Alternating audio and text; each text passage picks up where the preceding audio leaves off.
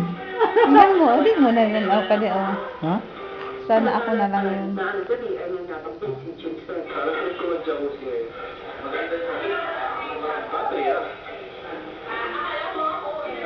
Kaya naman itinatawag siya, kuya. Narinig ko na sinabi mo, nais mong gamitin ng jacuzzi kanina. Opo. Maaaring itong pagbigyan. Pero meron ka ba gustong isama sa jacuzzi mo? Meron po. Pero Kasi jacuzzi? Hindi pwede. Mali yung kasi jacuzzi ka itong kuwan nga mainit. Jacuzzi ka nang Siyempre ito magkata. yung taong naminis ko. Sino? Si Katong po. Paano kung sabihin ko sa'yo na may posibilidad na maaari mo siyang makasama? Pero parang akong posible ko yata sa sitwasyon namin ngayon.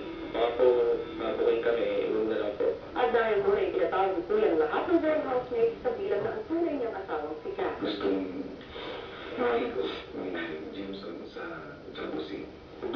Sino pong kasama?